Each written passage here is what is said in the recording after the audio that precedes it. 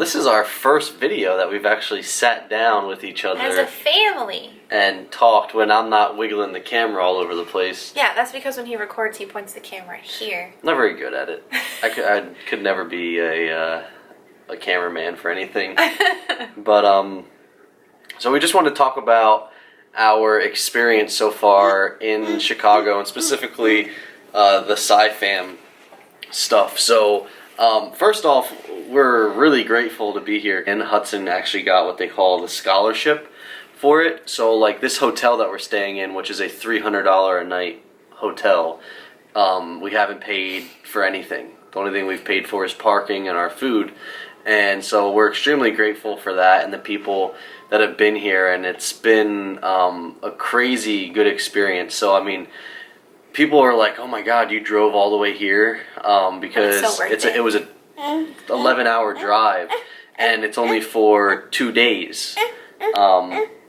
What's up, buddy? What do you want? So we drove all this way for 2 days, and I'll be honest, in my mind I'm like, oh my God, I don't know if it's gonna be worth 2 days, like, because there's so much that we want to know. Down on the floor. And I think that we've learned so much already. Oh my goodness. Oh baby, you just want to play on the floor, huh? This isn't home, stinker. Come here, baby. Yeah, but basically, like, this has been one of the best experiences in my life, honestly, because meeting people and hearing everyone's stories, and it's been really encouraging. And knowing that we've even got to meet doctors, people. There's a doctor, scientist from Australia, from France. It's just crazy. Germany. Yeah, it's crazy to know that there are people out there trying to find out how to make this better. Yeah, and passionately too. Yeah, like they're working Not at it. even just for, I feel like the medical field is so, sometimes people have such bad experiences where it's just like, oh, they just want the money in their pocket and they don't really care. These people don't even have, nothing's funded. There's no foundation for Titin. There's no funds for Titin. I think the amount of people in the group, the amount of people in the groups that were there were so slim to none and so small because it's not really well known. A lot of people with a Titin mutation go undiagnosed or misdiagnosed. There was people there that hadn't been diagnosed in 20 years. Yeah. And they didn't find the first Titin mutation until, I forget. 2007. Right, 2007. They started hearing about it in 2005 and didn't clarify it till 2007. And they're still, till this day, finding out more and more. And that's what this whole kind of conference is about researching and funding and finding out why these changes happen in the gene and how it happens and how it affects kids. Each mutation is different in every single child. So it's all very diverse and complicated, which makes it that much harder on families who do carry the Titin gene, like Zach and I, and who do have different forms of it and different variations of it. So it's crazy. Yeah, and I mean, it's just encouraging because, like, there's so many different types of the Titin mutation. There's so many different ways it could happen. And it's encouraging because everybody there is still, they're able to do everyday things, and they're just very passionate, and they're very encouraging, and like they were all love Hudson, and they come up to us, and it was nice because Taylor and I are at the meeting thing in the beginning, and sitting at the couch by ourselves and not really knowing what to expect, and we're not there 2 minutes, and we already got someone coming up to us and talking to us, and just exchanging stories. I mean, because the Titin gene mutation is so new, you learn, even the scientists and doctors are learning from other people's stories. Like, it's not like, it's something that they know all about and they can grab the information off the internet. there's nothing that you can Google that's going to tell you everything. The only way that you're going to learn to know things is by talking to people. And Taylor was already doing that with being on the Facebook page and stuff. But myself, I don't really go on social media all that much. And so I'm not as active in that. So it was really nice to, I mean, we sat for 3 hours at the dinner yesterday, or I guess it was more like a meeting. Like a welcoming. Yeah. And I learned so much and right away felt so comfortable. I mean, that's what I mean by it being one of the most meaningful experiences in my life, too. and humbling. Yeah, like, and you know, because we're young, like we're young parents. We're easily the youngest parents here. I mean, easily. And it's like, and it's also cool because like Hudson is 2. And, you know, someone who's 20-something years old has the same thing as him, and that person who's 20 is so, like they told him, oh, there's a baby here that has Titin, and the kid's like, oh, I gotta be there, I gotta meet him. Like, it's just awesome. Like, you know, we are now part of such a small but encouraging and incredible, like, community little now. So, foundation community. And the thing is, too, is none of this would even be possible for the Titin family if it weren't for this woman named Sarah Foy and her son Adam Foy and her husband Patrick. So Adam was one of the few people that was first diagnosed with congenital Titin myopathy, which is exactly what he has. Now, is he affected the same way? There's no telling in that, because like we just said, it's variants and different ways that it's affected and different in each person. But she created this entire group of individuals who have a Titin genetic mutation, which is very small, and nobody else has done it. So in America, the only access we have to Titin information is through her because of the group she created. So we're so lucky to have been able to even been a part of this because of her. And that is actually why we're here, is because of her. So. And it's just, you know, like, I put it this way to Taylor, and, you know, we have our family and we have our friends who we're so grateful for at home. I mean, they're always asking and always seeing what they can do to help Hudson, and it's great, and we're so thankful for that. But it feels so nice to be able to come here, and like we said, it's like a little community. And like, so these people can tell us things and give us information that, and help us in ways that, you know, unfortunately, and it stinks, our family and friends can't do, because they don't know anything about it. You know, they've never experienced it. So now we're able to talk to these people and understand the experience and hear their experiences. And it's just, it's incredible to be able to sit here and be able to do this. And like I said, I mean, even though we're only here 2 days and we wish it could be more, it's just, you know, unfortunately it's not more than that, but it's been awesome. And tomorrow's the last day, but I can already tell, like, just based on the stuff that we've got in the first 2 days, it's been well worth it. I mean, we went from being just Taylor and I on the couch to, next thing you know, uh-oh, someone's going stinky. I think we might have to take a poop break. But we went from us two being on the couch to, next thing you know, an hour later, we got, you know, everyone that's had a Titin story, or a physician or a scientist or a doctor around us, asking us questions, talking to us.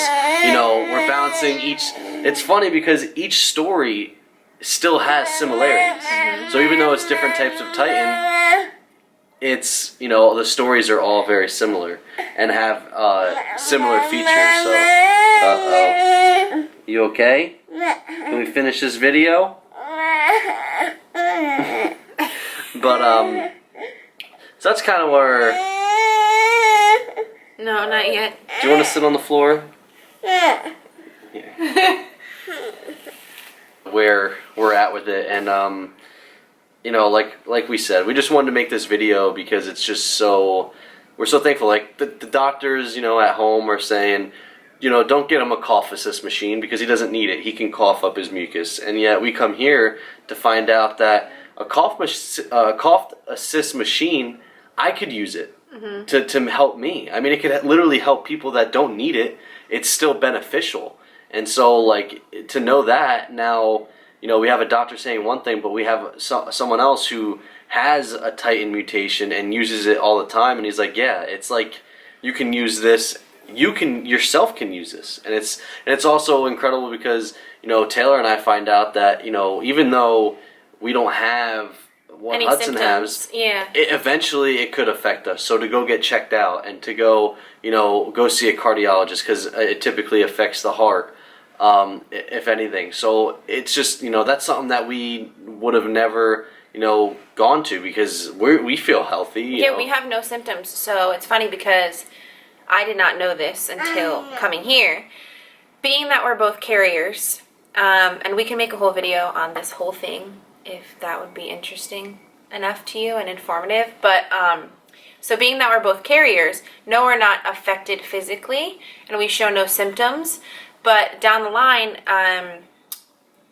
Titin, like I was saying, is so different across the board. So where one person could be affected skeletally, somebody else could be affected with cardiac issues, like cardiomyopathy or dilated cardiomyopathy. So over time, we could get adult onset cardiomyopathy. We could get adult onset contractures, which would be our symptom of Titin later on in life. So we had no idea. We were in the dark till we came here that, maybe we should go and get an echocardiogram to check up on ourselves because nobody back home knows that. Because we're sitting around with 10, 12 scientists from around the world, geneticists, Titin experts from around the world that we don't have access to at home. So we're learning so much more here, even management-wise, like he was saying about the cough assist machine. We didn't know about that. We didn't know that maybe what they use for sleep apnea is great for kids with titinopathies to sleep with at night for breathing and opening their lungs. And there's just so many resources and management and preventative measures that we had no idea about until coming here.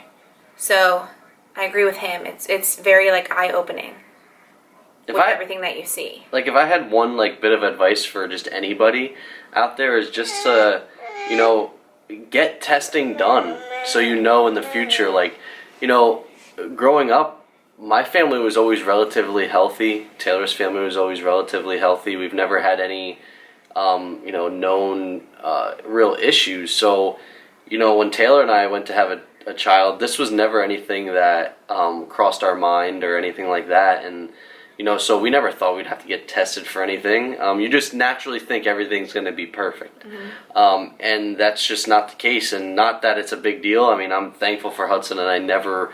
I could never picture him any other way. In our eyes, he's perfect. And so, I always tell Taylor I could never, if I could never picture Hudson being up and running around the house because that's not who he is. Hudson has his own thing, and he is who he is. He moves to his own beat. Yeah, and I'm so thankful for that. But if I could just give one piece of advice, just always be cautious. Always go to the doctor when you're supposed to go to the doctor. I mean, just little things. I myself, ever since I stopped playing baseball, those of you that know me, I played baseball in college and stuff, and you needed to always get physicals. Those of you that know, that played sports or anything, you always had to get a physical before you could participate. Well, I'll be honest, since I've stopped playing sports, 6 years ago at this point, mm-hmm. I haven't had a physical. So, I haven't had any doctor listen to my heart or anything like that. And so, if I could just give one piece of advice is just always go to the doctor and try to, understand at least once a year, and that's one thing I like about here too, is they say, don't sit here and be a worrywart. Don't, mm-hmm. Don't be a mom that's gonna, Taylor doesn't have to be attached to Hudson at all points. He has to be able to grow and live as well.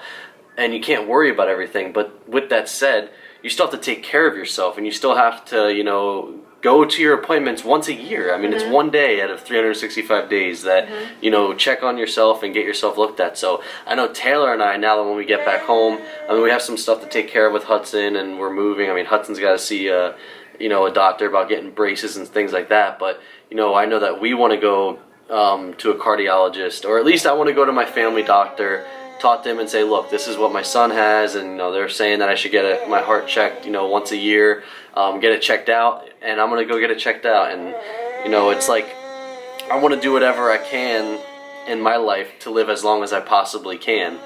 And I know Taylor feels the same way. So there's people out there that are like, oh, I'll never get a colonoscopy or whatever. But listen, if it's going to save my life and let me live till my full potential, then I'm going to do it. And so... yeah, and there was a lady actually at the welcoming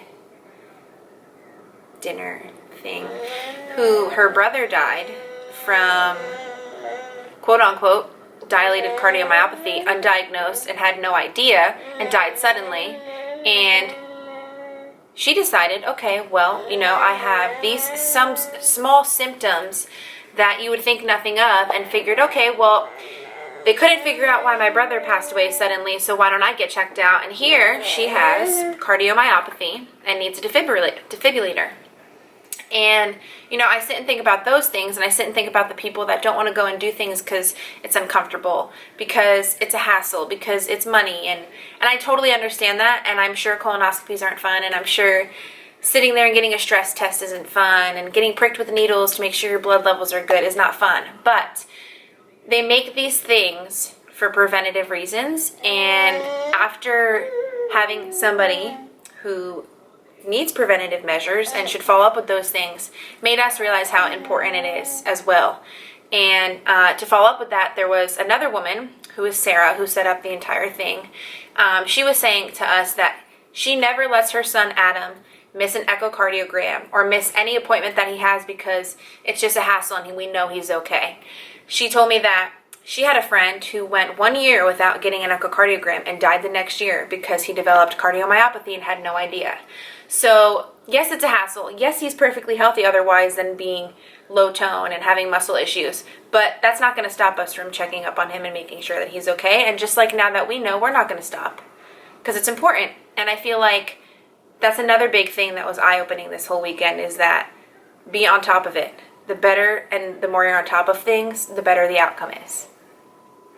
Yeah, so I mean, it's just, like I said, it's just very important to always, like you said, going to the doctor isn't fun. Sitting in a waiting room isn't fun. Driving, we drive an hour, 2 hours to Hudson'S appointments.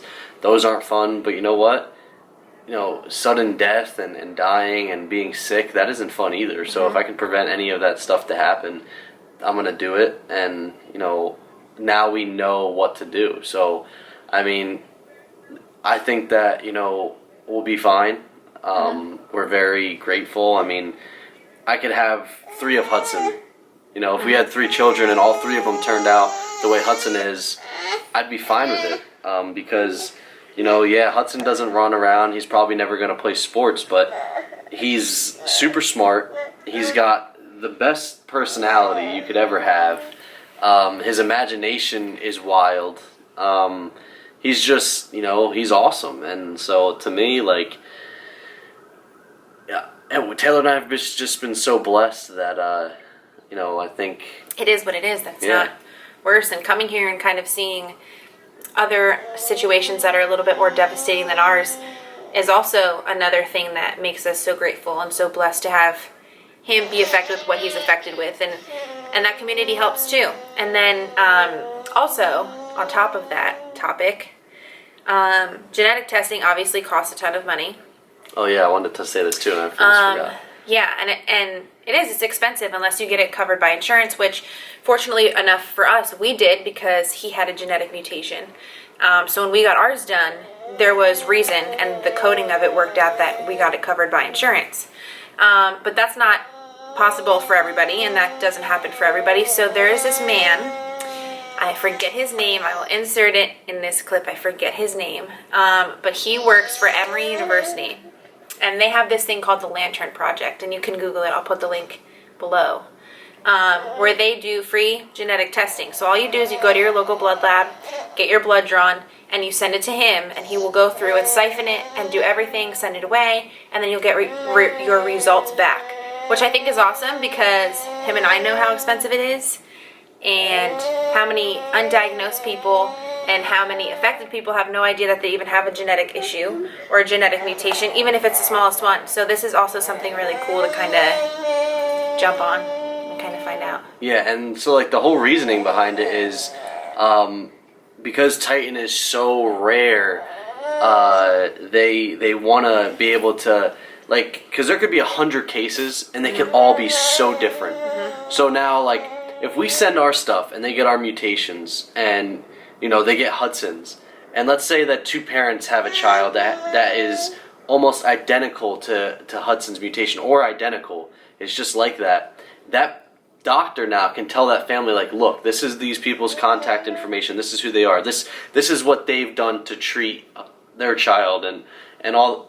Excuse me, all that stuff. So it's just another an outlet for people to use because Titin is not an end of the world thing. Mm-mm. Like, yes, Hudson might not be able to walk long distances, and he might not be able to run a marathon, but at the end of the day, it's not going to shorten his lifespan in any way, and he's still going to be able to do, he's still going to be able to be smart in school and do those things and whatever he wants to do. And they feel like with the research, they could find a way to almost eliminate it, to not eliminate it, to get rid of it, but it takes genetic therapy or something. Yeah, it takes two Titin mutations to basically create it in a child, and that's how Taylor and I, we both carry a mutation. Or they can also get, like I said, we can make a totally separate video, so I won't go too crazy into it, but. Or they can have like one copy from one parent, one copy from another. They can have two copies on the same gene. There's just so many different ways of doing it. And in his case, he's affected because Zachary has the Titin mutation. And I have a Titin mutation as well, but mine's a variable of uncertain significance, which makes it so much more complicated.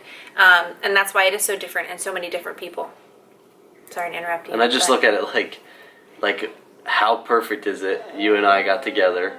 Mm-hmm. We get married. What are the odds that two individuals get married and have the same mutation? Well, it's different, but a Titin mutation. Yeah, that's the same. And now it stinks in a way. Like it is. You don't ever want to see your child have to struggle more than another child. Yeah, and know that you're kind of the reason. Yeah.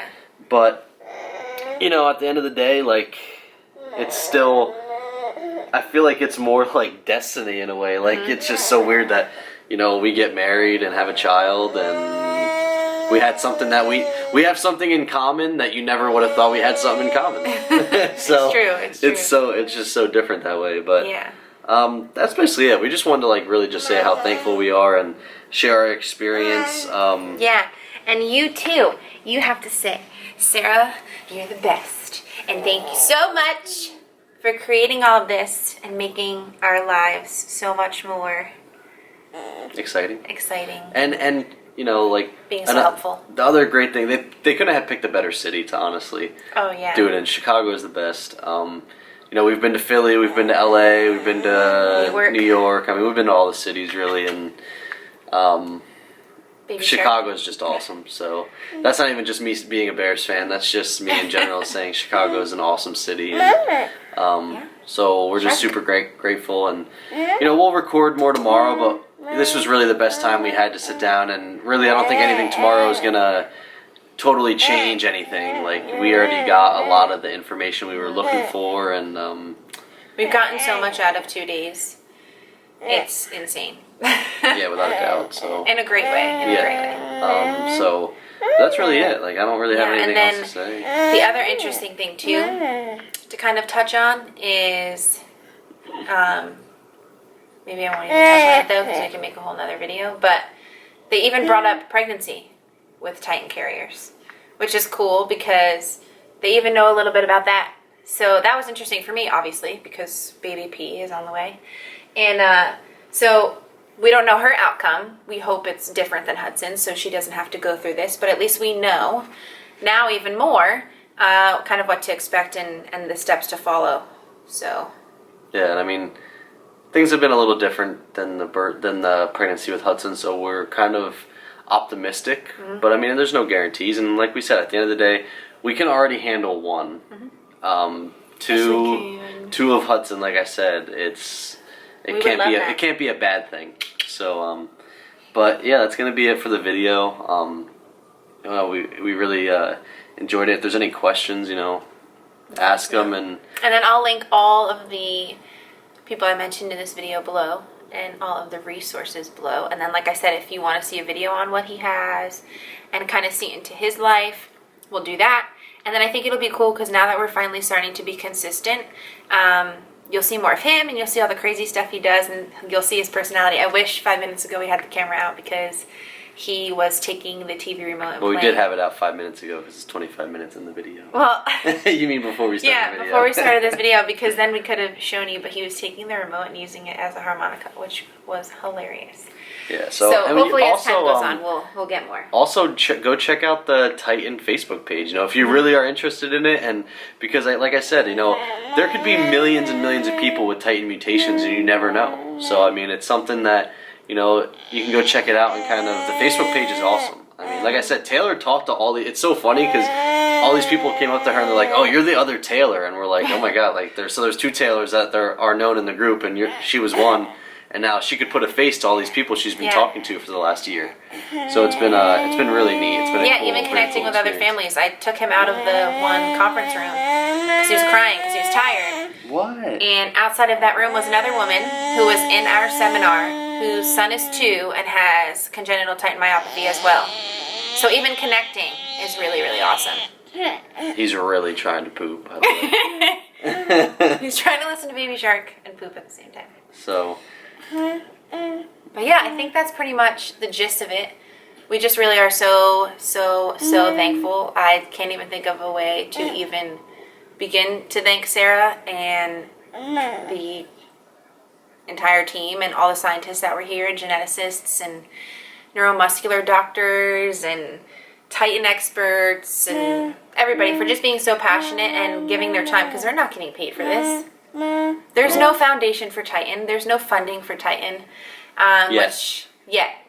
Which I hope we could contribute to someday and kind of get something rolling. But yeah, it was awesome. And I'm kind of sad that it's going to end because it was a lot of fun. We were supposed to go to dinner tonight with the whole group, but Baby P is beating me up tonight. So we're going to stay in and I'm going to lay in bed. And watch UFC. Yeah. And snuggle this boy. So, yeah, that's going to be it. We leave tomorrow night to go back home. Another 10-hour drive. Not real late, though. At least we won't be driving through the night. We'll probably get home by like 1 or 2 in the morning. But and then we start moving our stuff in to the apartment. And this channel is going to be so different because it's going to be our family, but I also plan on taking the camera out and showing you how I am with the boys, too. So it'll be fun. Because I plan on like taking the camera to fantasy football draft, and you can kind of see how wild my friends get and how much fun we have. So and the other thing is too, like I was saying to him a couple days ago, it'll be so nice because I wish we started this so long ago because I'm clearly addicted to YouTube. I watch it every single day of my life, and it stinks that we didn't document him from being so small, like even making videos. Obviously, we have personal videos on our phone of him when he did silly things or when he was a baby and stuff like that, but it would have been so interesting to look back on his labor and delivery or how he was when he was 6 months old. So it'll be nice because we'll have that for Baby P now, but I wish we did that with him. So now it'll be interesting because now we can kind of look into everything. If people really want to know the whole story, I mean, we could always make another video and just, so explaining everything about how, like basically how we are, where we are, why we are, where we are, and things like that. So if that's something you're interested in, let us know. We can easily do a video about that too. Yeah, and I think we're just going to kind of keep trying to make videos as often as possible.